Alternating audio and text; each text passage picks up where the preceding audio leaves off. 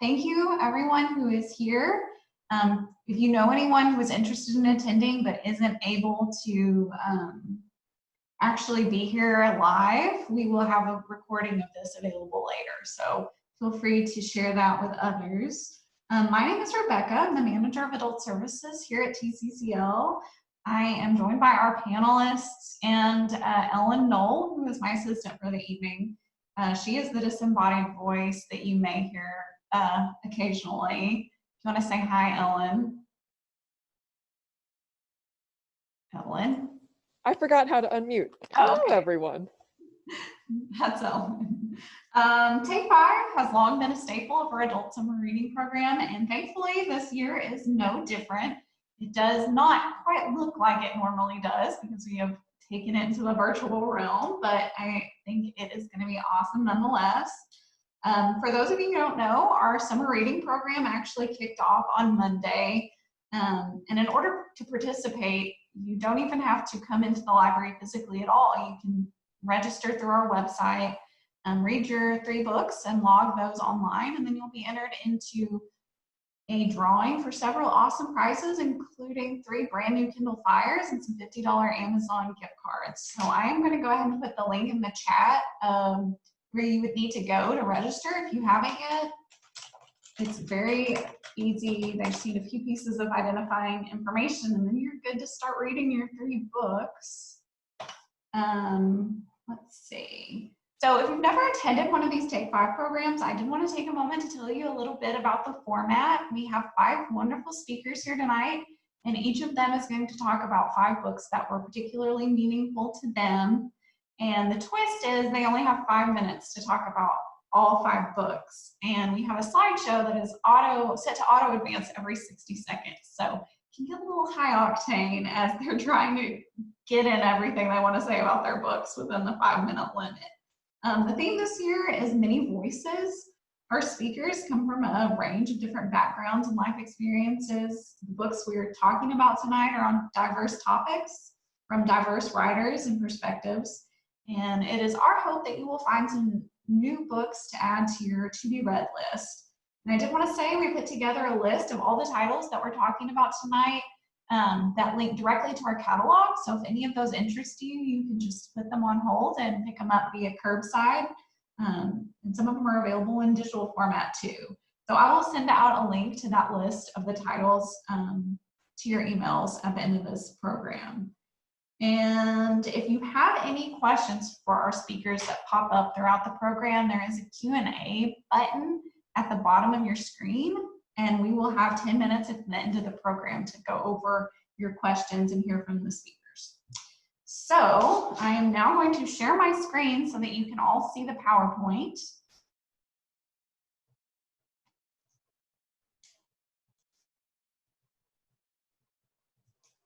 And without further ado, I'm going to go ahead and introduce our first speaker. Her name is Crystal Brownstone. She is a youth associate at Nathan Hill Library. She is Muskogee, Ponca, and Potawatomi, and from Broken Arrow. During her leisure time, Crystal enjoys sewing, reading fantasy fiction, graphic novels, and Native American literature, and spending time with her dogs, 3 dogs. Join me in welcoming Crystal.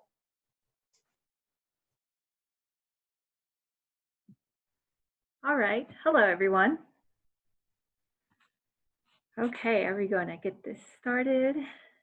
Okay, my first pick is The Bingo Palace by Louise Erdrich. This is the 4th book in the Love Medicine series, a multi-generational epic on the long-lasting effects of colonialism on Ojibwe peoples and communities. You do not have to read the series in order, so I started with The Bingo Palace. The Bingo Palace follows a young man named Lipshaw who is summoned home by his grandma Lulu after being away from the reservation for many years. He ends up falling for a woman named Shawnee Ray, who also happens to be dating his uncle/half-brother Lyman. The family tree is very complicated in this tale. The story is also very complex, has a large cast of characters. Some of the major themes are about identity, journey of self-discovery, complicated familiar relationships, and casino gambling. So this is The Bingo Palace by Louise Erdrich. The next book, The Gods of Jade and Shadow by Silvia Moreno Garcia. This is a dark fairy tale inspired by Mayan folklore and is set in 1920s Mexico, a place transitioning from the revolution into the Jazz Age. The story follows a young woman named Cassiopeia who is working as a servant for her wealthy grandma and is treated very poorly by her aunts and cousins. She dreams of running away and living the fast life in the city. But one day she opens a forbidden chest she found in her grandfather's room and unwittingly awakens a Mayan death god. She is pulled into his quest for vengeance, and the Odyssey takes her through the jungles of Mexico City and the Mayan underworld as she realizes her inner strength and passion. Moreno Garcia has reimagined the Cinderella tale using Mayan and a little bit of Greek mythology. This is a great coming-of-age story set in a richly detailed world. Crazy Brave by Joy Harjo. This is a soul-stirring memoir of how Harjo came to embrace the spirit of poetry. She draws upon her Muskogee spirituality and history to detail how she grew up in Tulsa and as a teen learned to cope with an abusive stepfather by immersing herself in art and music, which led her to attend the Institute of American Indian Arts in New Mexico. Her education brought her to other Native intellectuals and activists of the time, and she learned how Native modern culture and history is shaped by colonization and dehumanization. Her memoir also includes how she had to endure hardships of being a young single mother, of poverty, and a failed first marriage. Her work is very lyrical and deeply moving. And as some of you may know, Harjo was named the United States Poet Laureate. She is the first Native American to be appointed.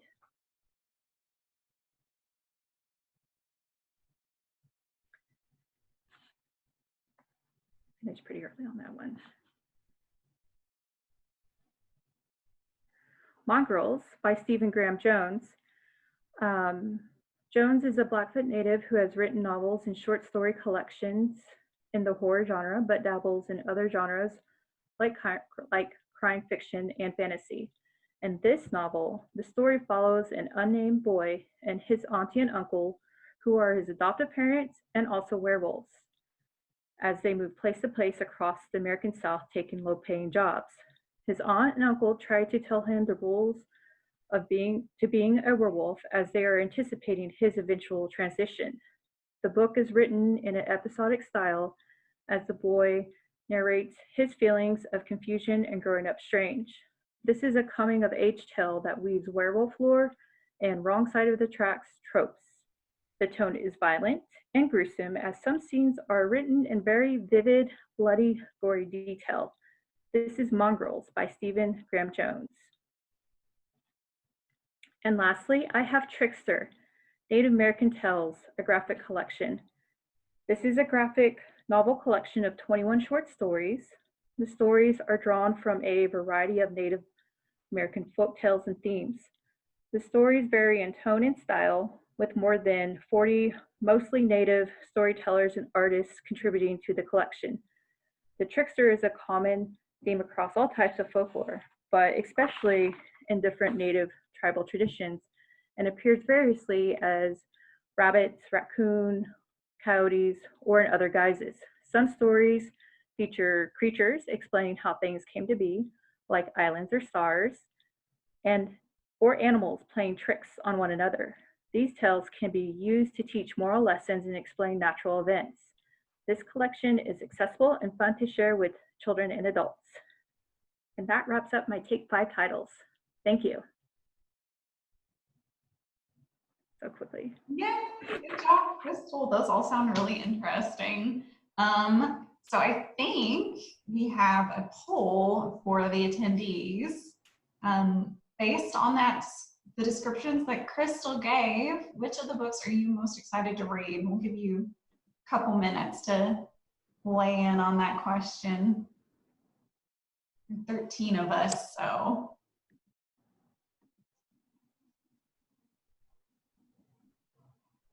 Alrighty.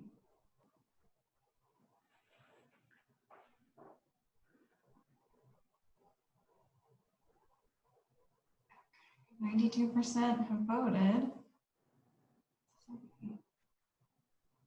Okay, just on the off chance that the last person can't vote because they're on a phone, I'm gonna end the polling now. And it looks like the attendees are most excited about Crazy Brave by Joy Harjo, which totally makes sense. Although I was very intrigued by the werewolf one. That one sounds really interesting. So can everyone see the results? Yeah. Okay, awesome. Thank you, Crystal. So we are going to move on to our next speaker, who is Amirani Perez. Amirani Perez Shamu is the Hispanic Resource Center Coordinator for Tulsa City County Library, where she is in charge of managing the Spanish collection and programming for the Latino community in East Tulsa. She serves as the president of the board of directors for the East Tulsa Main Street District and is a multidisciplinary artist in poetry and film. Please join me in welcoming Amirani.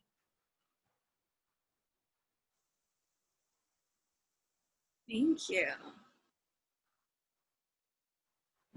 Okay, so my books are focused on LGBT themes. So we're gonna start out with Cantoras by Carolina de Robertis. From the title itself, Cantoras basically means women who sing. And in that context, we are exploring lesbian themes within the novel. And so it's set in 1977 Uruguay.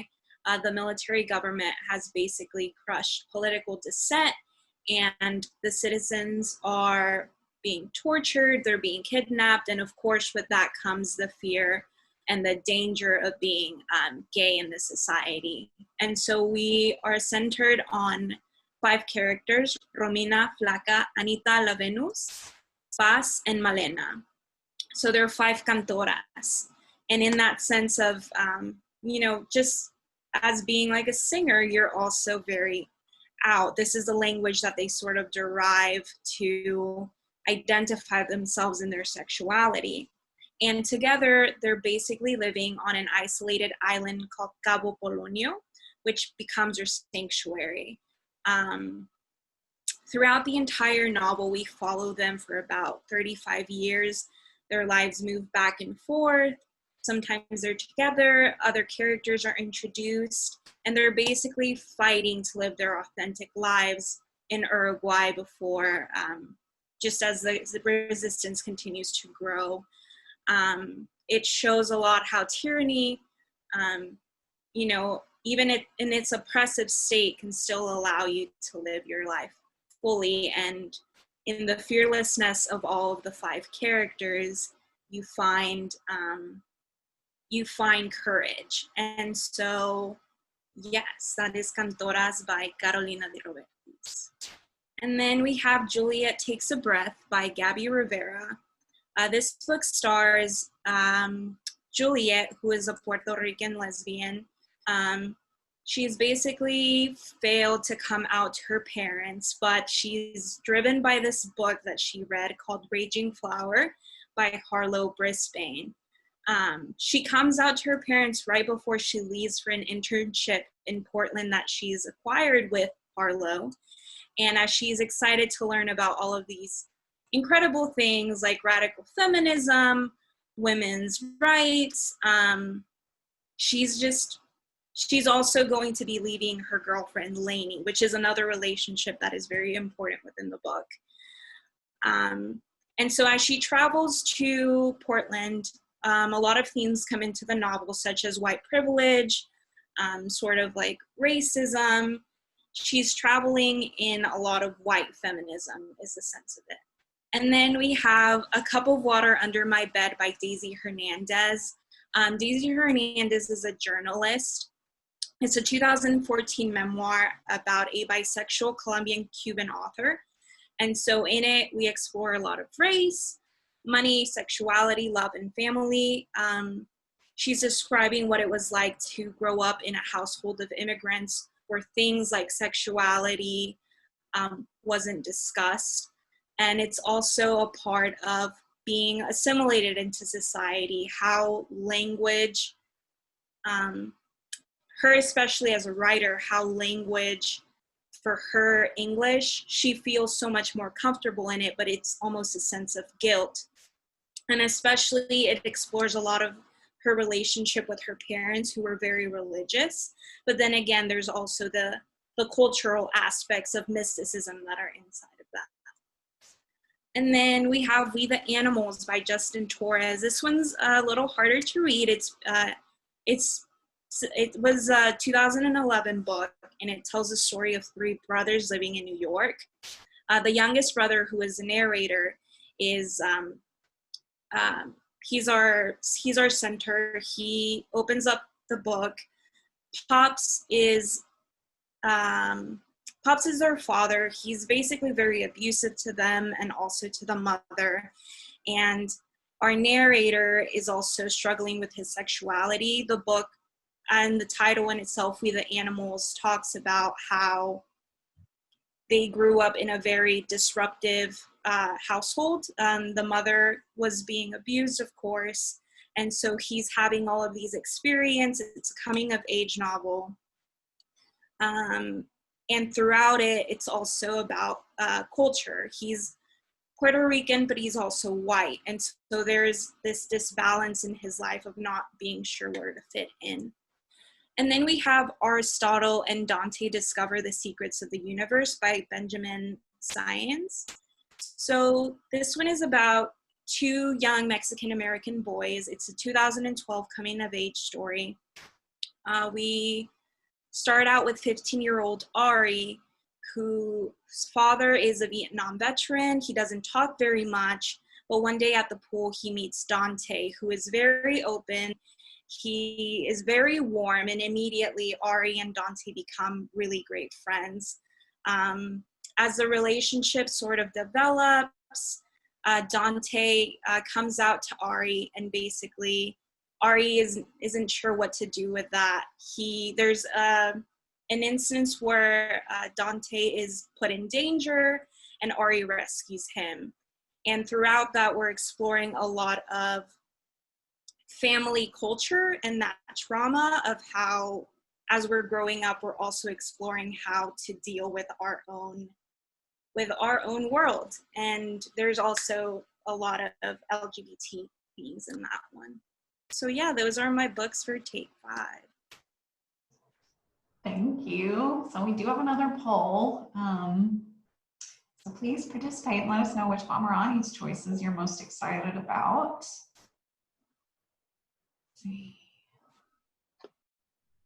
I love Aristotle and Dante Discover the Secrets of the Universe. I read it when it first came out and thought it was just revelatory. So good. And I really, really love the cover of Juliet Takes a Breath. That is such a cool book cover. Okay, so we got our votes in. And this one is a little closer. So A Cup of Water Under My Bed by Daisy Hernandez actually came in first, but Cantoras and Juliet Takes a Breath were also very, very popular. So yay. Okay, so we have another speaker. And then after that, we're going to take a short intermission. And her name is Carly Hughes. Carly works as a customer service assistant in the Adult Services Department at Central Library. She is currently working toward her master's degree in Library and Information Studies at OU Tulsa. When she is not studying, working, or sleeping, she enjoys recreational reading, hiking, playing with her dogs, and attending cultural events. Please join me in welcoming Carly. Hello, everybody. I'm glad you could join us tonight. My picks are going to be, I'm focusing on fantasy sci-fi novels, so I hope that you find some that you might like to read. My first one is Children of Blood and Bone by Toni Adeyemi. This story follows a young Black woman named Zelie. In the world she lives in, there used to be magic, and people had different abilities. Some of them could manipulate water, others could read minds and dreams. And one night, magic disappeared, and people with abilities were killed, including Zelie's mother. But later in the story, she has an opportunity to bring magic back and strike against the monarchy that took it away. This book has a lot of typical fantasy tropes, but the author incorporates West African mythology, and all of the characters are Black, so it felt fresh, even though the tropes were very similar to other fantasy novels. The author also addresses some important topics like race and racial violence, which is very relevant to conversations happening today. And I also really liked the characters in this book, and they have a lot of different points of views and struggles. Girls of Paper and Fire by Natasha Nan. In this fictional world, 8 girls are chosen to serve the king, which is supposed to be an honor, but it's actually really demeaning. The main character is named Leigh, and she's in the lowest and most persecuted class in their society. And her mother is chosen as one of the 8 girls, and then a few years later, the king comes for Leigh. So she goes to the castle and she goes through training with the other girls, but she unexpectedly falls in love with one of the other girls in a typical forbidden romance fashion. So this book is about LGBTQ community. It also talks a lot about heavy topics like consent, and the author does it in a very thoughtful way in a safe space. It's also, the characters are also Malaysian. It's based on Malaysian culture, so all of the characters are Asian. And the author also explores a lot of different dynamics with female relationships, their struggles, jealousy, motivations, those kinds of things. I love this series, 6 of Crows by Leigh Bardugo.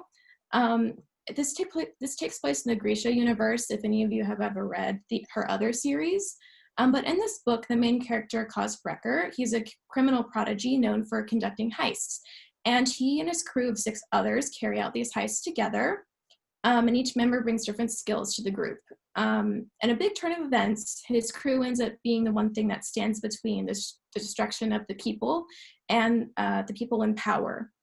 My favorite part about this book is the characters. They're also diverse because we have a Black and queer character, we have a queer character, we have Middle Eastern characters. So all of their points of view are very interesting, and they have lots of different struggles. And this book also addresses mental health, specifically trauma and PTSD. And the author does it in a way where it's just filtered into their day-to-day lives, and it's not actually the focal point of the book. So it's a lot more realistic in that sense. 1,000 Beginnings and Endings.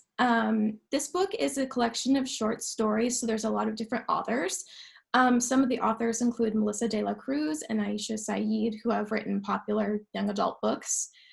So the authors basically reimagine mythology and folklore from South and East Asian cultures. So there are stories in there that are romantic, enchanting, heartbreaking, everything in between. And for young adult, the short stories are pretty well done. There's fantasy stories, science fiction, and contemporary. And just a few examples of stories are 2 sisters transforming into birds to escape captivity. And another one is a young woman leading the dead to their resting place. So I like this book because we see a lot of variations of Asian myths, and I don't think this is something that we see, especially in a lot of young adult literature. So I really enjoyed reading this and learning more about things that I haven't heard before. Once and Future by Amy Rose Capetta and Cori McCarthy. So this book is really fun. It's a fantasy sci-fi retelling of King Arthur, but it takes place in space. So it automatically gets points in my book for taking place in space. So Ari, the main character and the reincarnation of Arthur, pulls this magic sword from old Earth, and then she meets Merlin, who has actually aged backwards into a teenager. And together they try to break the curse that keeps Arthur coming back. Their quest is ultimately to defeat the oppressive government and bring equality to all humankind. And I think this book is similar to Hitchhiker's Guide to the Galaxy in the sense that it takes place in space, and it's also very funny. So if you like comedy, this book is a good choice. But my personal favorite thing about this book is that every character is within the LGBTQ community, and literally no one cares what your identity is in this book. It's just, it is, and it's really refreshing to read a book like that. So these are my picks, and I hope that you might see one that you might like to read. Awesome. Thank you, Carly. Oh, we have a poll for Carly's books too. So I didn't mention this at the beginning. This year's summer reading theme is actually Imagine Your Story. So it's fantasy and mythology. So Carly's books really tie into that theme as well. Let's see. A couple people have not yet voted.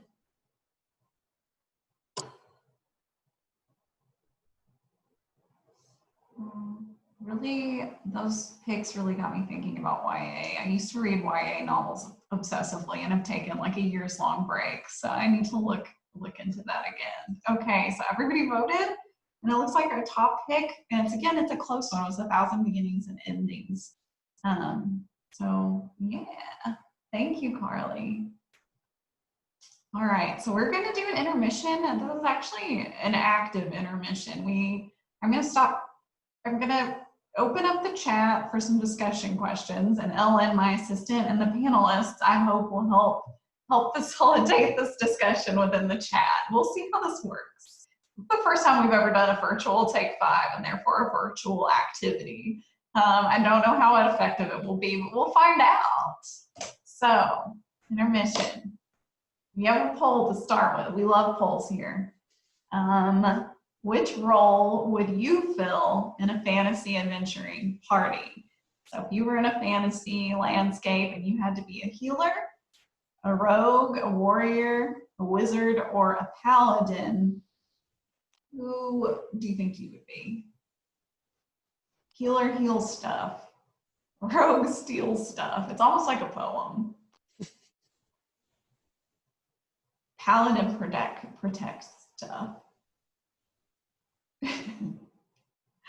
There are a few people who may be unsure, and that's okay. It can be hard to choose. Okay, so it looks like wizard was the most popular choice. Does the panel want to share which one they selected or would select? Anyone from the panel? I feel like I'm supposed to say healer, but today's mood has put me in warrior. I would like to smash stuff. So that's where I am. I also picked wizard. However, I also think I should have picked healer. But you know, who doesn't want to be a wizard, you know? Yeah, same here. I chose wizard, but my second choice would probably be a rogue. It would be fun to be a rogue. Why not? They're sneaky. Yeah. Carlos wants to know if wizards get to read a lot of books and do research. I think they do. I think that's the best part. I would enchant a few things, but I would probably spend most of my time studying. Yeah, like ancient magical tomes. Okay, so I think we have a discussion question that we can participate in the chat, or we can hear from the panelists. And Ellen, what have you read recently that expanded your perspective? Please put your answer in the chat. Ellen did confirm that wizards are all about reading in the chat, by the way, and she knows. Yes, I do know. Thank you. I mean, I feel like everyone is reading this right now, but I recently started reading White Fragility by Robin DiAngelo. I'm about a third of the way through it, and already I feel like I've had so many kind of aha moments and have been talking it through with my boyfriend, and it's been really, really eye-opening. So I would say that one has expanded my perspective. I recently read The Bluest Eye by Toni Morrison. I grew up really into theater, and so like having that perspective, but also racism. It was great, and especially during like our times with all the movements, just that focus on race, and Toni Morrison's just voice is incredible. So that's awesome. Sherry Leslie chimed in the chat and said she recently read The Woman's Hour, which is about fighting for the vote for women, which That was one thing that's raised in white fragility too, which you don't think about, like how it wasn't really that long ago that like certain demographics and people in our country didn't even have the right to vote. Like it's unnerving to think about that some people didn't have the right to vote as recently as like 50 or 60 years ago. So Kat Lefevre says, this is kind of weird, but I've been working my way through Tiny Habits, and it talks about the brain and the way we fool ourselves sometimes. I've been thinking about how we can apply the tiny habits point of view to our everyday interactions, especially with how we can combat racism and prejudice in tiny ways that add up. Yeah, I think it can be overwhelming to think like making a huge change overnight, you know, it doesn't seem possible or it seems like too much, but if you look at it as like tiny interactions can make a difference over time, I think that makes it feel more manageable. Carlos says, I spent the last 9 months reading almost nothing but books about Greenwood and Black history in Tulsa, which is a very timely topic. Yeah, I'm working on my own book, so reading and research has been my world lately. I moved to Tulsa about, well, almost 3 years ago now, which is shocking, but the Tulsa Race Massacre those words had never entered my consciousness prior to moving to Tulsa. And like so many people, it's like shocking to know that something like that happened and it wasn't widely taught in schools. Carlos is being a true wizard because he researches. Okay, we do have another discussion question. What drew you to the last book you read? Which I think this could be expanded upon, like what draws you to a book in general. Does anyone have any thoughts on this?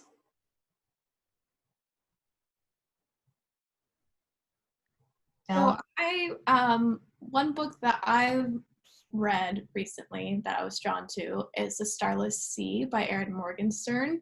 I'm actually presenting on this book on July 6th for Book Sandwich In, but basically it's a book about the importance of storytelling, and it has stories within stories and all of that fun stuff. So since I love reading and stories, it sounded like a really fun read, and it's certainly one of the most unique books I've ever read. So that's another book I'd recommend. Did you read The Night Circus? I haven't read it yet. I intend to, but I just haven't gotten around to it. I read that one when it first came out, and she definitely does have like a unique writing style. So I'd be interested to check out The Starless Sea. Emily, one of our attendees, says, I wanted something light with a happy ending because the world, which I think is completely 100% relatable right now.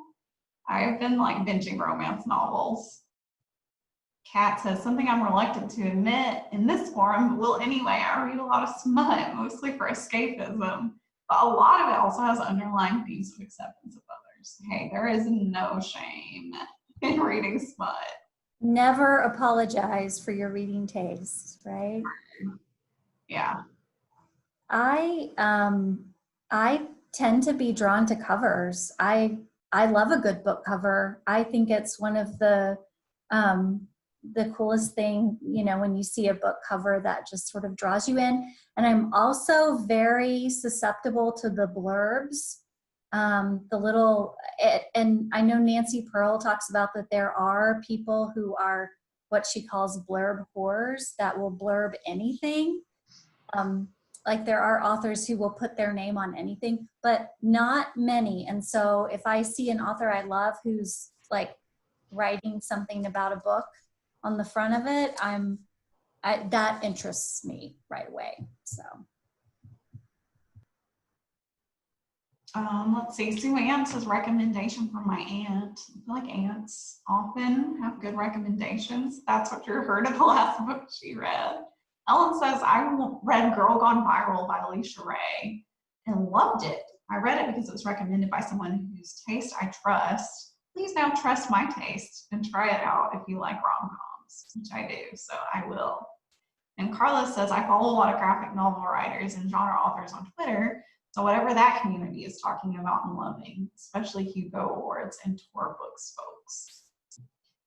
And then Cheryl, one of our attendees, says, I've missed choosing books by their cover since the library has closed. Yeah, there's less of that like serendipitous feeling of just like spotting something on the shelf that looks interesting and pulling it off. So I totally relate to that. One nice thing about reading romance novels is that most of the authors like put out at least 2 books a year. So that usually is how I get like my next book to read is whatever the most recent book is. Ellen says, I love Tor. I definitely give a book more of a chance if it's from Tor, which is a publishing imprint. Very nice. A recent book I've read was Gather the Fortunes by Brian Camp. It's book 2 of the Crescent City novels. It's basically a mishmash of all the gods and goddesses from all like religions and folklore throughout time. And it's all centered in New Orleans. So basically anything that's centered in New Orleans, I really like. And the first book is about a trickster. I definitely like the trickster theme. And then the second one's about a psychopomp who basically is stuck between like living and dead, like the living and dead. And so she's trying to figure out how she can either end her existence as a psychopomp or she can go back to life. So I really like how it weaves all the different traditions and gods and myths, and you can kind of see themes. I mean, obviously you do see themes across all of them, and then yet some of them are just so different. What is that one called? It's the one I'm reading right now is called Gather the Fortunes. It's book 2 of the Crescent City novels. The first one is City of Lost Fortunes by Brian Camp. Cool. Anyone else? Okay. Let's see what we have next in our slideshow. Oh, okay. What's a book you've read recently that you saw yourself in?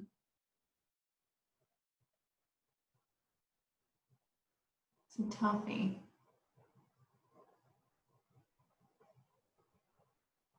Actually, the Cup of Water Under My Bed memoir feels so, it resonates so much because it almost feels like I'm following my own story. Just from the talks about language to also growing up in like a religious household. So it was very like an inception moment for me, for sure. It's awesome. I feel like it's so exciting when you do see yourself in a book and you're just like, I relate to this. It resonates with me so hard. It doesn't happen all the time, but then when it does happen, it's just like a very special, like, this book was written for me type of feeling. Kat says tiny habits when they're talking about people who failed at trying to build positive habits. That's funny. Well, like I said, I have been reading a lot of romance novels.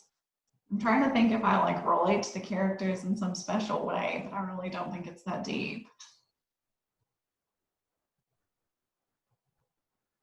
I watched Mad Men for the first time recently and felt that I saw myself in Peggy from Mad Men to an extent.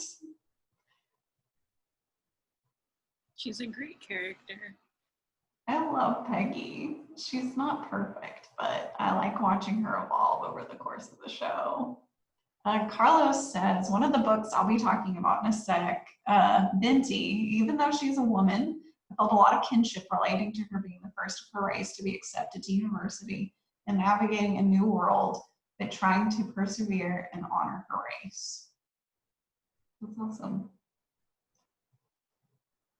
Right? And just in general, very excited about all the books that we've been talking about so far tonight. I can't wait to hear what's coming up next. Anybody else seeing themselves in books lately? Okay, I think we have another poll.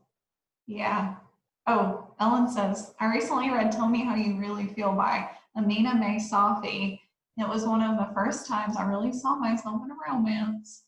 That's awesome. Okay.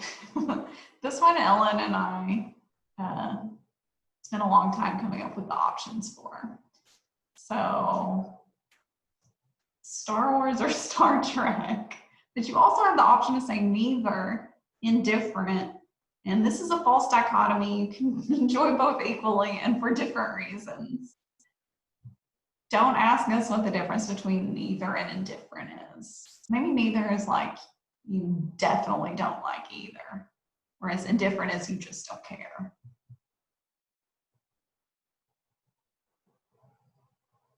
Oh my.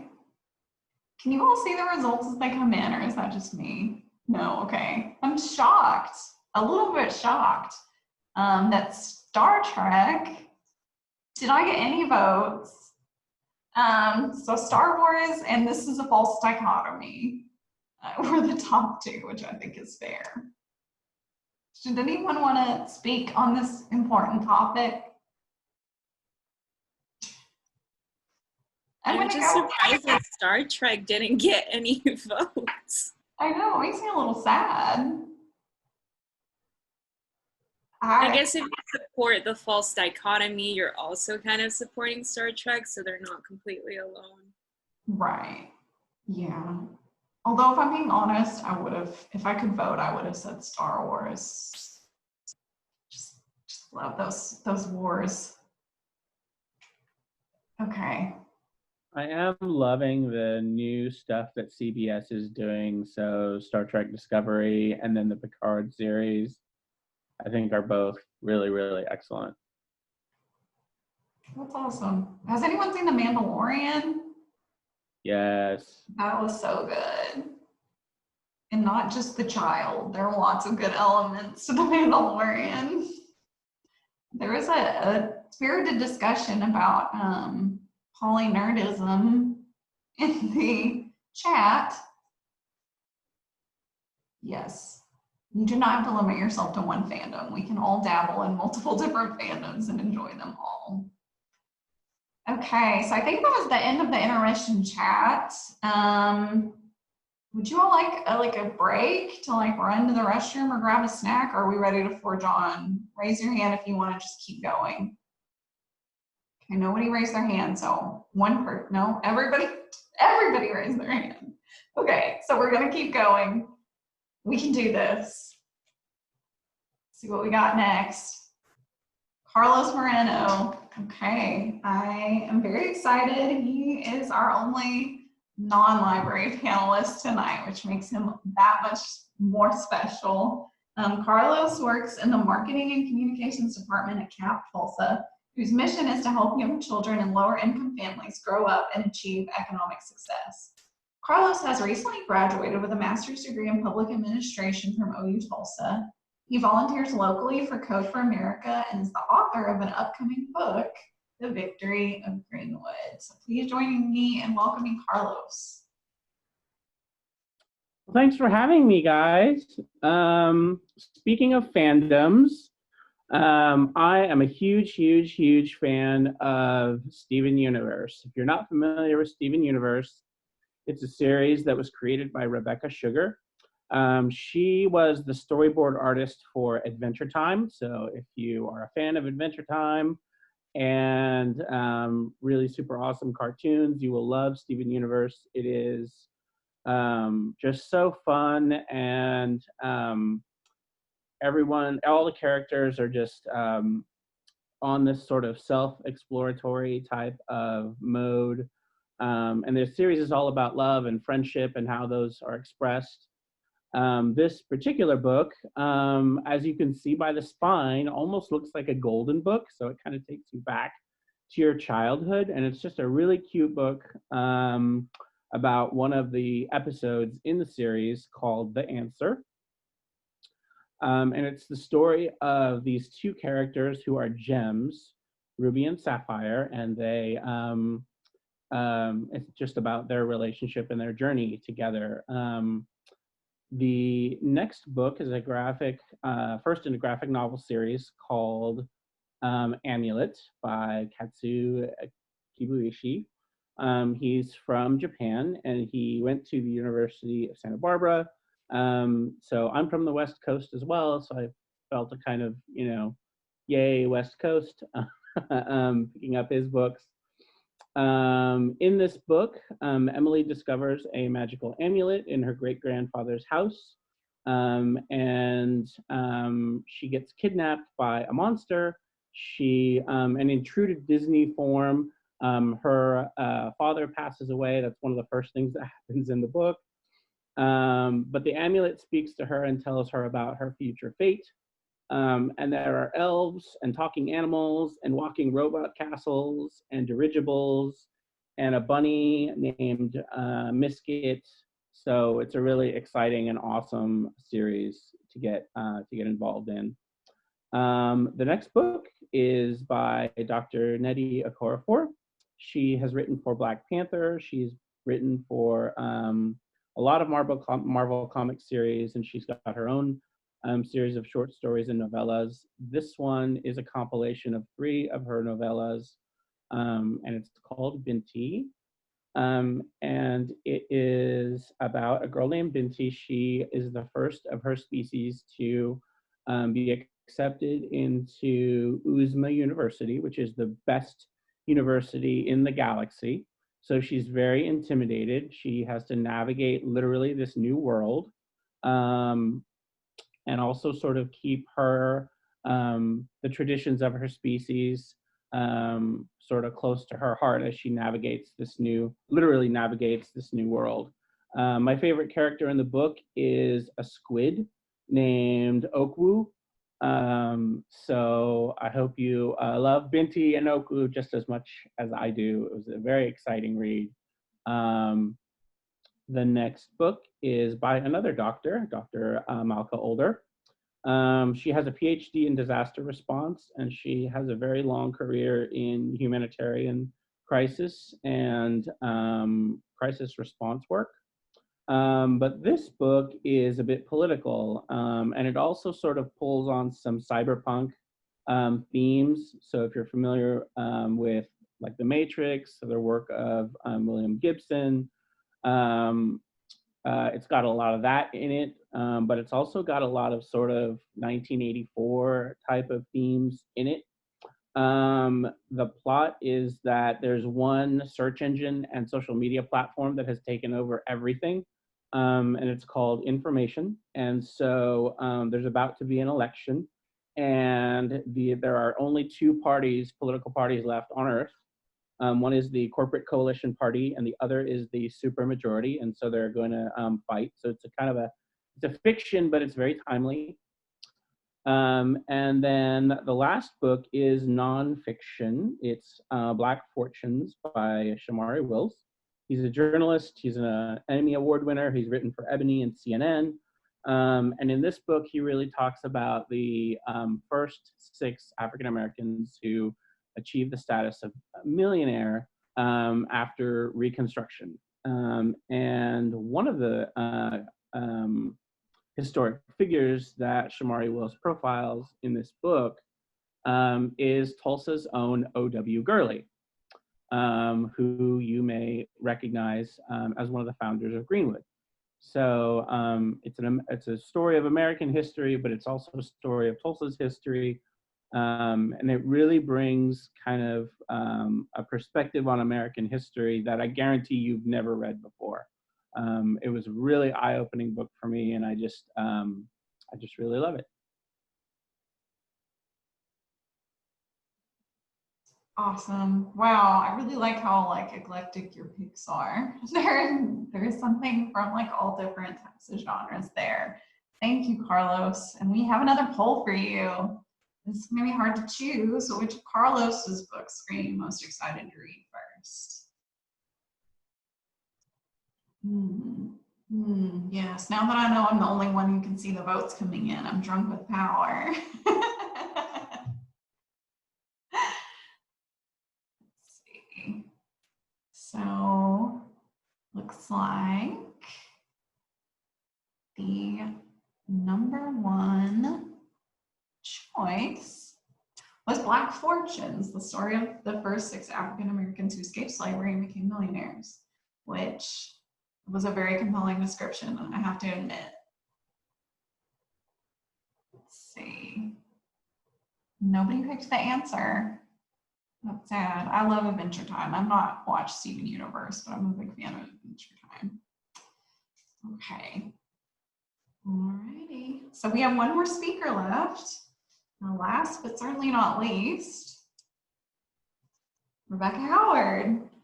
Rebecca Howard is the East Region Manager for the Tulsa City County Library. She enjoys anxiety baking, especially if it involves a good bun pan, gardening, reading, and most other low-contact, introvert-friendly activities. She lives with her partner, Joy, and a big, lovable bird dog, Bo. Let's all welcome Rebecca. Hi, thanks everyone. I'm really excited to be here and doing the first virtual Take 5. My first pick is Housekeeping by Marilynne Robinson. This is a throwback book. It was published in 1980. I think most people are familiar with Robinson from her trilogy that started with Gilead, which was a favorite among a lot of people. And but Housekeeping, I think, is my favorite novel by her. It is the story of two orphans, Ruth and her sister Lucille, and their kind of last resort guardian, their Aunt Sylvie, who returns to her home after 16 years away. And she returns to keep house and raise the girls. And Robinson describes Sylvie as, quote, a mermaid in a ship's cabin. Or as one friend puts it, shoot, this is fast, a female Woody Guthrie. It's about the constraints of domesticity and convention. In the Dream House by Carmen Maria Machado, published in 2019. This is an amazing memoir. On the surface, it's a memoir, but below that, it's also literary criticism. It's a choose your own adventure story. It's a gothic. It's an academic history of female queerness. It's all those things all wrapped up into one, incredibly written. I would describe it as kind of captivating, raw, inventive, powerful. It's told in second person so that you almost embody the narrator, who is unreliable enough that you yourself start to feel gaslit. It is the story of an abusive relationship between lesbians, which is not something that we talk a lot about. And so Carmen Maria Machado said she wrote this book as a way to be the kind of archive of same-sex abuse that would have made her feel less alone when she was going through that. My third book is The Yellow House by Sarah Broom. Again, I'm drawn to the cover, and also the blurb at the bottom, but this was a National Book Award winning memoir about reconstructing one's present by excavating your past. Broom was the youngest of 12 children. She was born in 1979 in New Orleans East, which is 7 miles from the city's iconic French Quarter.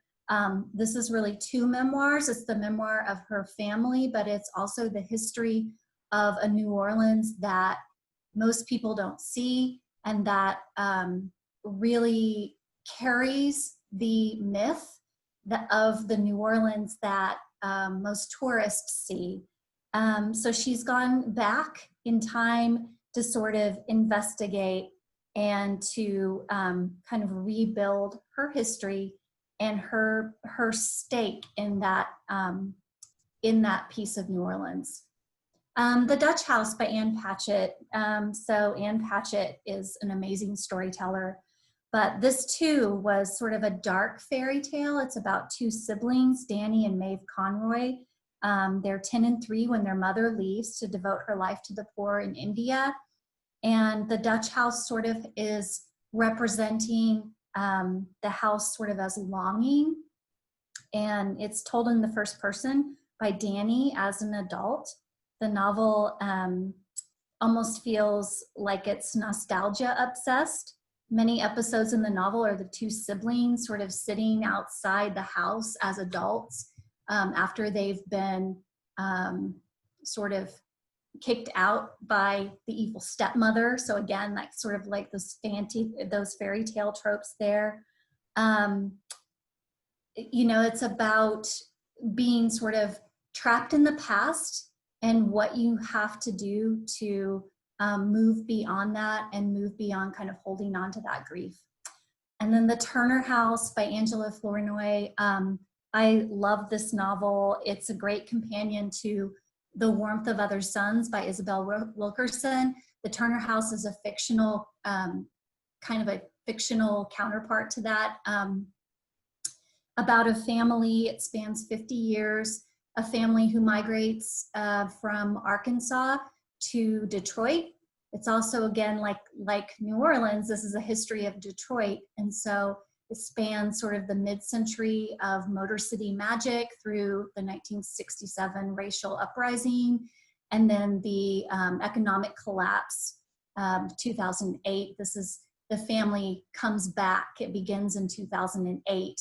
The family comes back when they realize their house is worth 1/10 of its mortgage, and they have to determine you know, kind of what they're going to do. And of course, when the family comes back, it's also about their lives and their history there. So, okay, that was fast. Those are my 5 books. Thank you, Rebecca. Now is your chance to vote on which of Rebecca's house-themed choices you are most excited to read. Okay.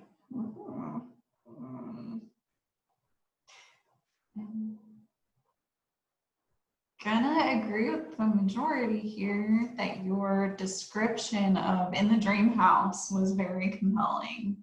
That was the one that most folks were excited about, with The Dutch House and Housekeeping in second place.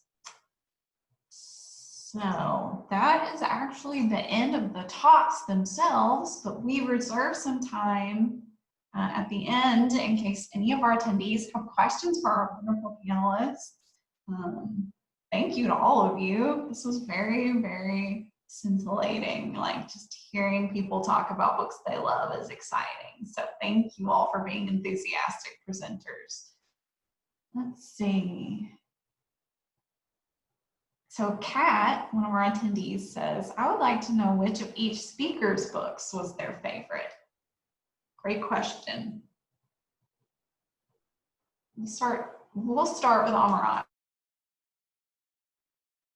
Yeah, probably going back, A Cup of Water Under My Bed just really hit home. I hadn't read it.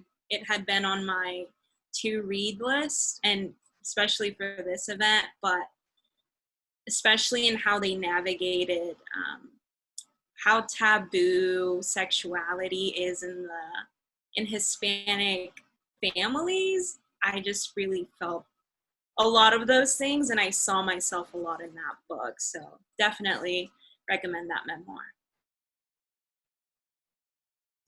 Carly? I think my favorite would probably be Six of Crows by Leigh Bardugo. That series was just so fun and so unique because there aren't a lot of books about following criminal groups that you know, conduct heists and those kinds of things. So that aspect was exciting. I liked all the diverse characters. There were lots of plot twists, and again, the touches on mental health were it was really nice to read, I think, because she did it in a way that, I don't know, she did it in such a lovely way, and it wasn't like in your face, but she also brought your attention to it. So I don't know, I just really like that book and that series. Awesome. I think, isn't the Grishaverse going to be a TV show? Yes, on Netflix. Nice. Yeah, I read Leigh Bardugo's other series when it came out several years ago, but I haven't read Six of Crows yet. Okay, Carlos?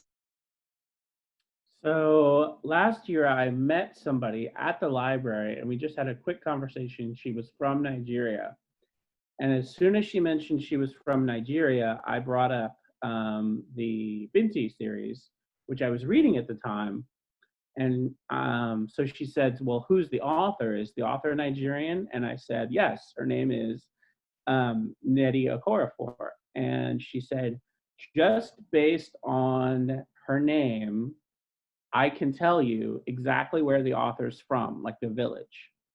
And I just thought that was so fascinating. And the way that Dr. Okorafor sort of talks about her Nigerian heritage and the traditions and just the things that they value was presented in a science fiction way. So it was very approachable, but also very informative and just enlightening, and just kind of opened your eyes and your mind to this completely different culture that you probably don't know much or anything about. I didn't know anything about Nigerian sort of cultural values or religions or customs or any of that.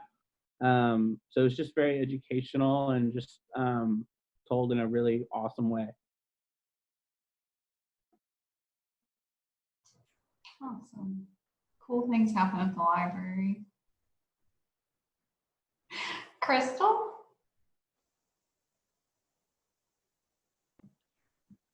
For me, it's got to be Joy Harjo's Crazy Brave. I just really love her as a performer, and as like, basically to me, she's like a spiritual guru, especially how, it's just all like Muskogee, me being Muskogee too. It's just like, I feel like it's just so awesome that, you have this artist, this writer out here that's putting out these beautiful words, and then also like kind of crafting this, like, also in a Muskogee lens, like mythical place of Tulsa in Oklahoma, the strong sense of place that, I have a connection to.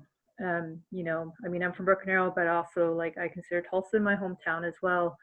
And it wasn't until like I got older, I started like trying to be more in touch with my indigenous background.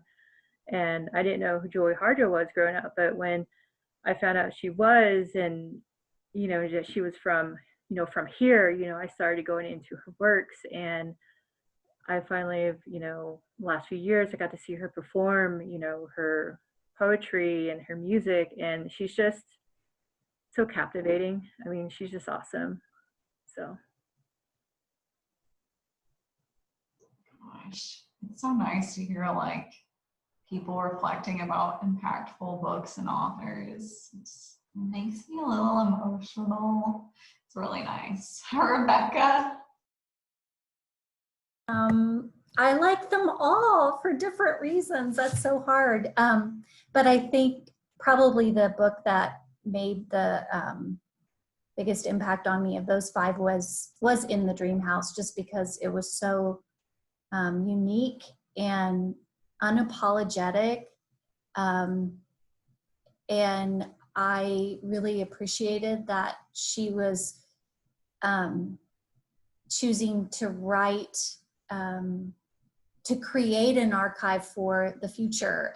The beginning, the little epigraph at the beginning of the book is, she's like, if you need this book, it's for you, which I loved. I mean, it's like straight to the reader. But I also just loved how incredibly creative it was. And I loved Her Body and Other Stories too. It's just very, she knows how to use language in such an amazing way. Cool. I feel like a lot of the picks that you all mentioned were the ones that the audience ended up picking as the one they were most excited about. So I'm wondering if your love for those particular titles came through when you were talking about them. Let's see, I think we had another question. Sherry Leslie wanted to know, Amarani, if the titles that you picked are available in Spanish? Yeah, so Aristotle and Dante is in our catalog. Juliet Takes a Breath, Julieta Toma un Respiro just came out this past week, so I will be putting it on order and it should be available soon. The other 3 are not yet available in Spanish. Awesome. Okay, we did get some questions in the Q&A. one of our attendees, Emily, wants to know what you're gonna read next, because you're super readers and we're all curious to know. Go in reverse order this time. I'm just gonna call on you like a teacher because that's my vibe. Okay, Rebecca, what are you gonna read next? I'm going to read the advanced reader copy that Emily, who wrote that question, loaned me of The Vanishing Path by Britt Bennett.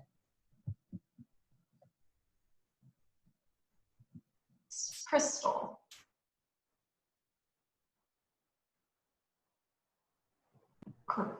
I'm here. Yeah, I was just trying to get that. I don't know. There's so many like that I want to read, and like I think I can read it.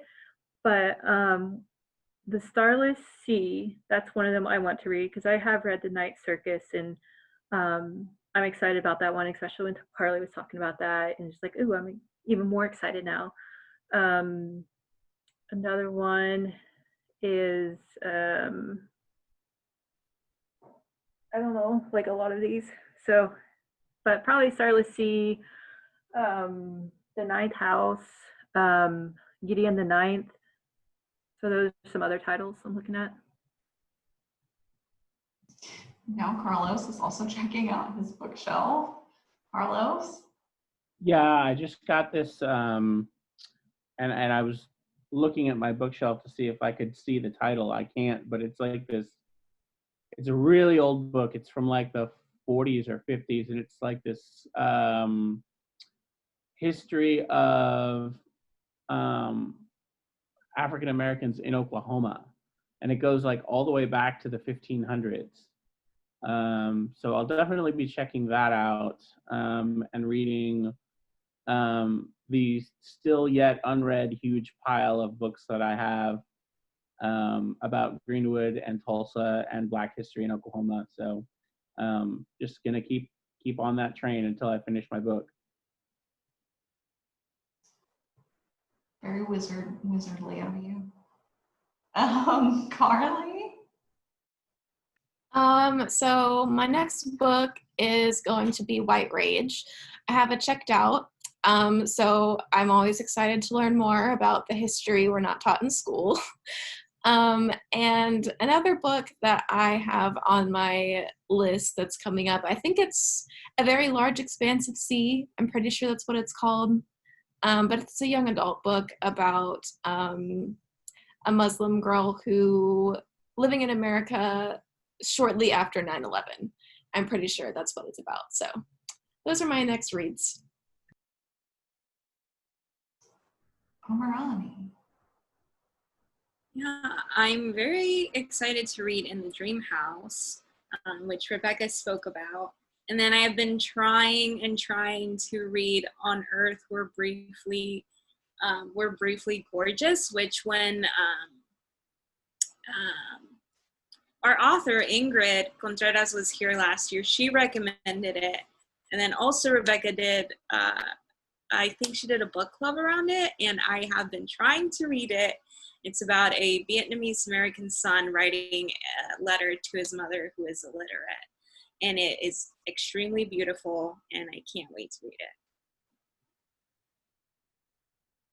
Lovely.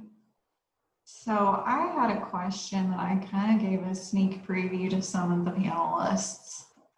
This question's kind of fun and silly, but if you could have or share a meal with any literary figure throughout history, alive or dead, so it could be like an author, or if you want to include characters, you can do that too. I mean, we make the rules here. Who would you choose? You don't have to say why, but you can say why if you want.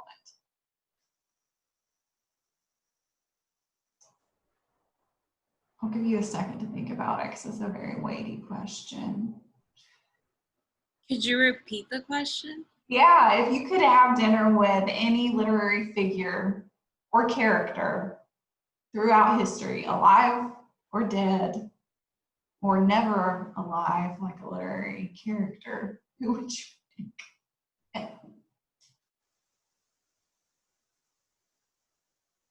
I don't think a lot of my literary heroes would be fun company. I mean, like, I'm like, you know, dinner with Virginia Woolf might not be.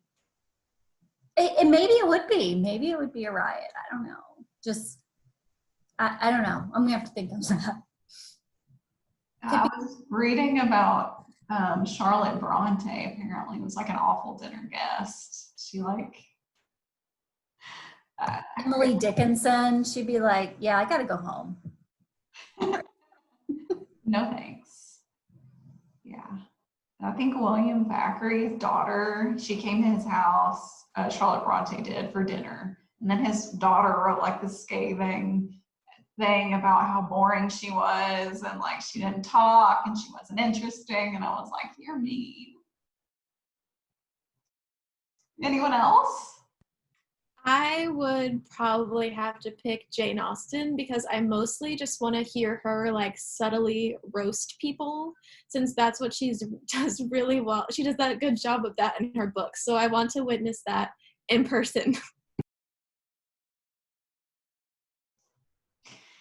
Yes, she's also very witty, so I feel like she would be like stimulating conversationalist. Sherry Leslie, one of our attendees, actually popped in and said that she would choose Malcolm Gladwell because he's very interesting. He does know a lot, so I feel like you could learn a lot from him. And Ellen says, I was exactly why Emily Dickinson is the perfect dinner guest. Don't have to worry about her overstaying, which is true. Does anyone else have a person that they would like to share? Okay. Oh, Carlos.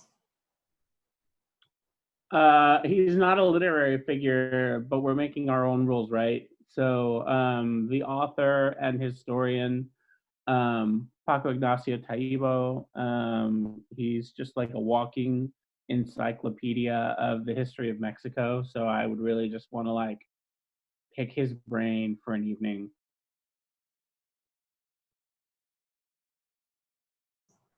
We have another question from the audience. Of each speaker's titles, were there any characters that you absolutely hated and why?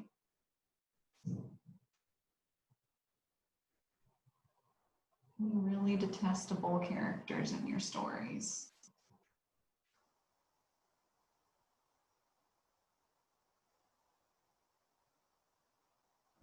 Well, the abusive partner in the dream house, of course, was pretty horrific.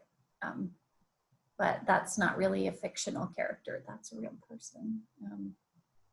But no, there were not many otherwise despicable characters. Oh yeah, the evil stepmother in the Dutch house. But even she wasn't that evil. I mean, Sam Patchett. So everyone sort of has some redeemable something, all about forgiveness and stuff.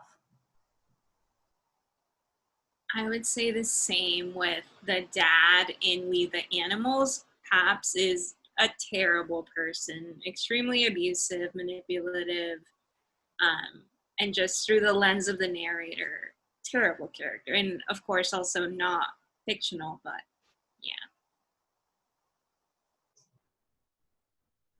I feel like there were some like pretty bad people in Aristotle and Dante too, who like, well, I won't give any spoilers, but we're not kind people. Does anyone have like a character that just sticks out from any book that's like particularly awful that you hate? Again, in Six of Crows, there's some conversation about class in this book because the reason why they have the criminal group is because they're oppressed and they don't have access to a lot of things that others do, and they live in a poorer part of the city. But the main villain in this book, who is one of the powerful figures in the city, is really terrible, and I just despise him because he doesn't care about anyone but himself, and he certainly doesn't care about the lower class, and it's pretty despicable, and I just kind of want to punch him in the face, so. I feel like that's a sign of like a good writer. If they can make you want to punch one of the characters in the face, you're doing a good job. Okay, so I think that pretty much wraps it up.